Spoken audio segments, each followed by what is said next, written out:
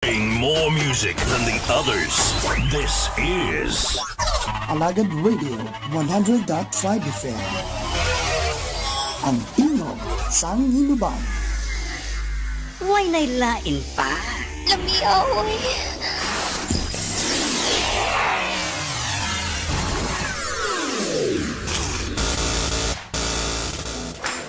Oh man, that tune was so dope. 100.5 FM. Get ready to feel the beats. It's about to get down.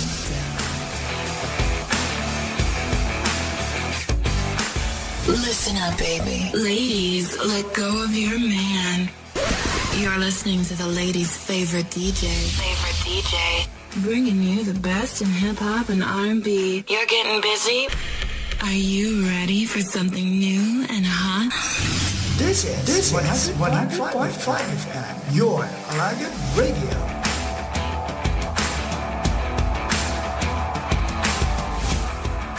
$100.5. 100.5 FM. Huwag nailain pa. Lami aoy.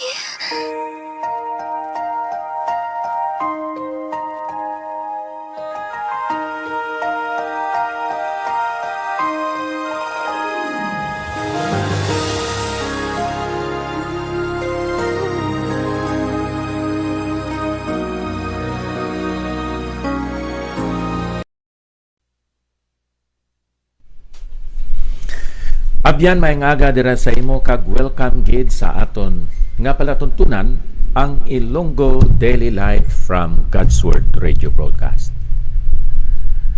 Aton pamalandungan karon kay gina-mention man ni Apostol Juan ang nanungod sa sugo sang aton Ginoong Hesukristo dito sa naunang Juan kapitulo 4.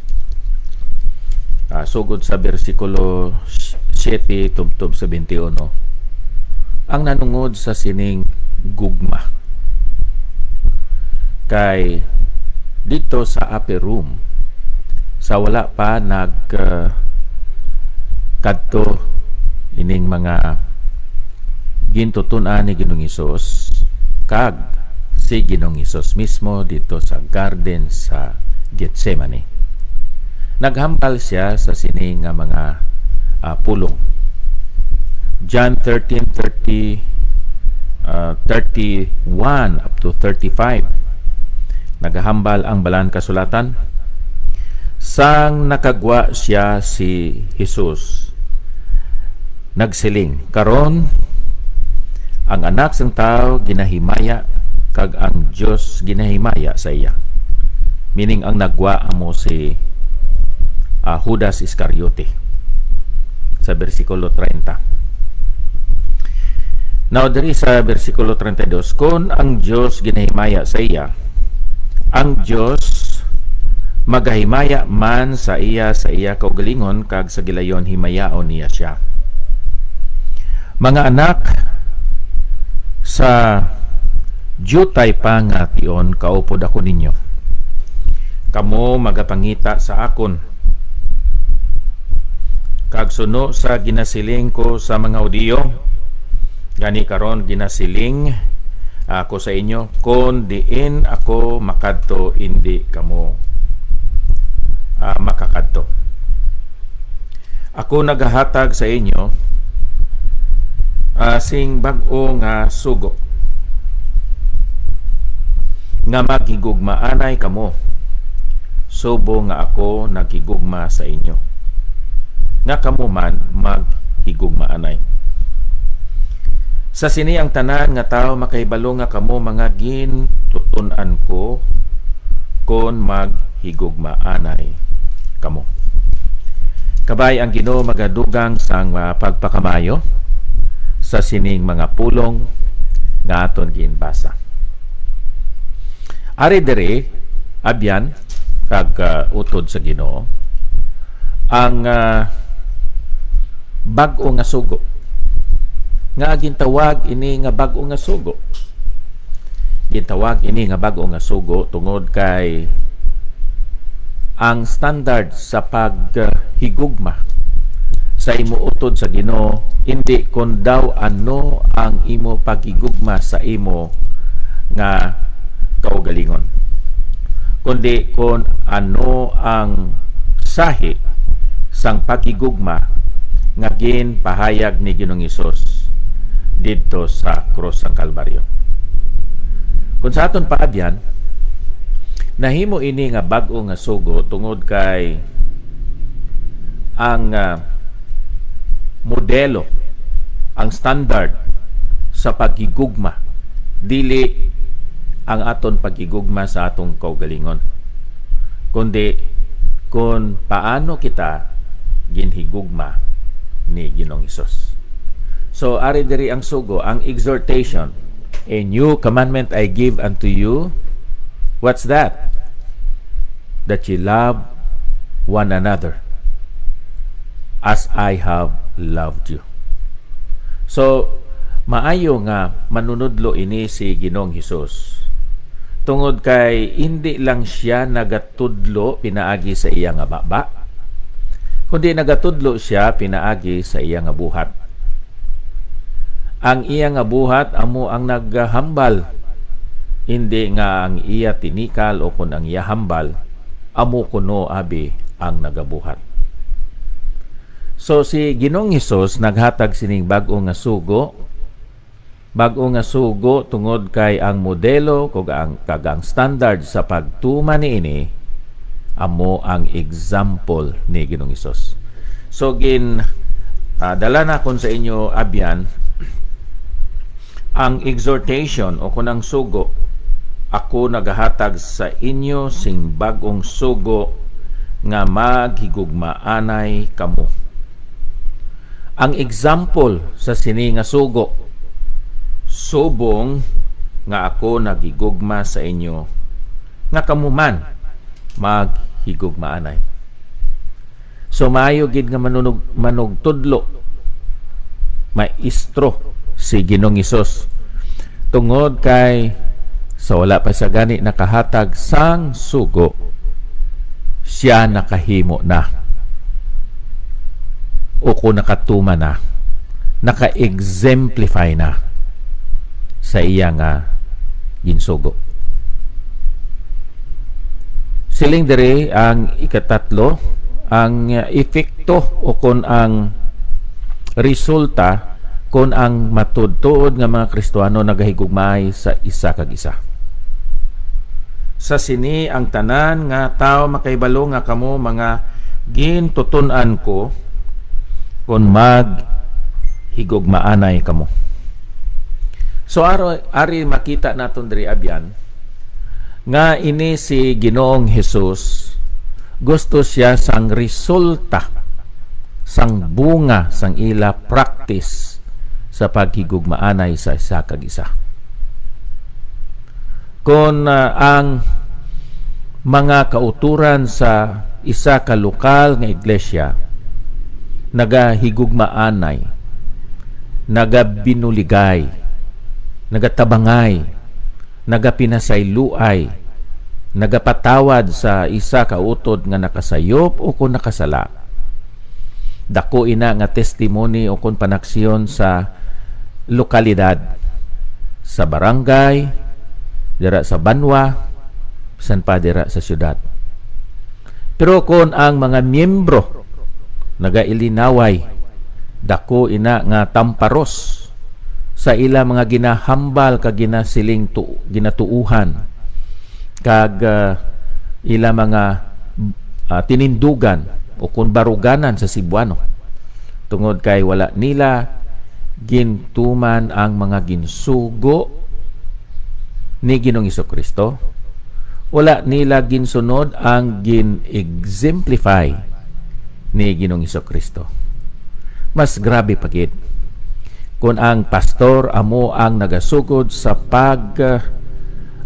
kontrahanay sa mga miyembro dira sa iglesia. Iya nga ginsupak, iya nga ginbaliktad ang iya nga wali. Anong iya ginawali? pagigugma sa Dios, pagigugma sa utod, pagpasaylo sa isa kag isa, pag-exemplify sang ginatudlo dira sa balahan kasulatan.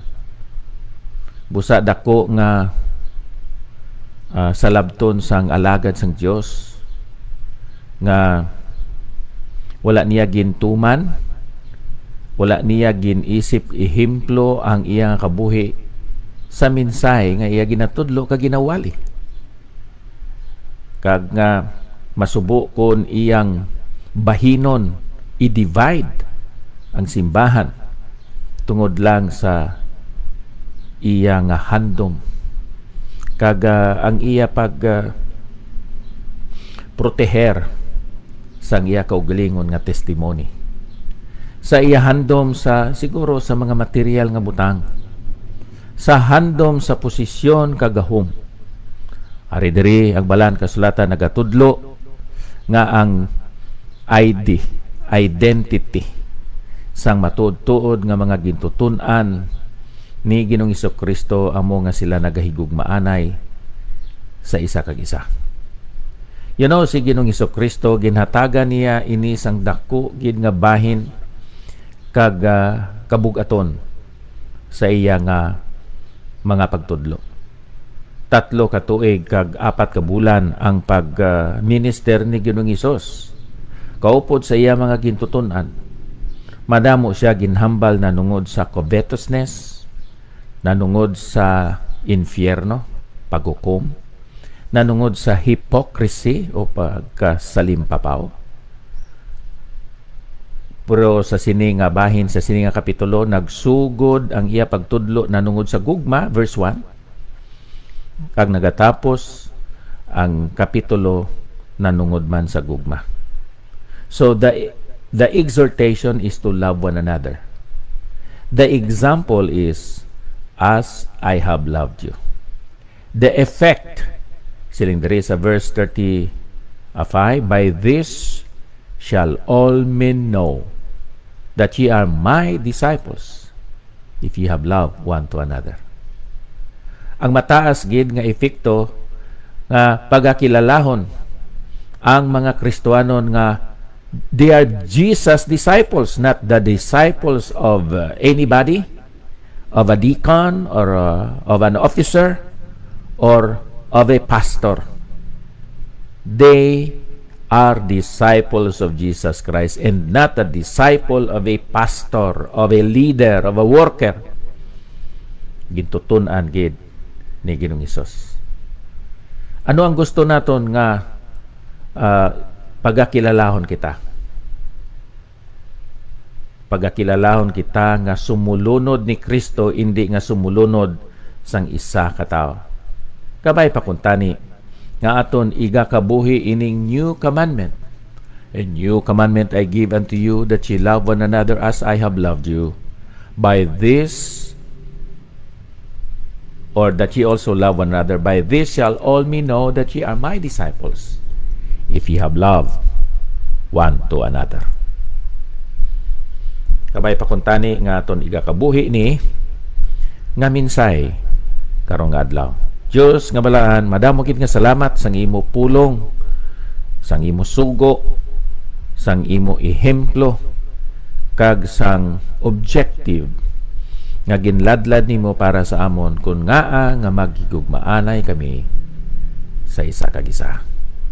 Pinaagi sa imo gahom, bugay, kaluoy, kag bulig amon ini sarang makabuhi sa sininga adlaw. Sa ngalan ni Ginoong Hesus, kabay pa. Nairil, salamat sa imo nga pag-replay sining aton nga programa karon. Akon pagpangamusta sa kay Alvin, kay Ramily Arapok. May aga, may adlaw sa inyo. Kabisan pa sa kay Sister Sharon Guerra. Madamo gid nga salamat. No, July is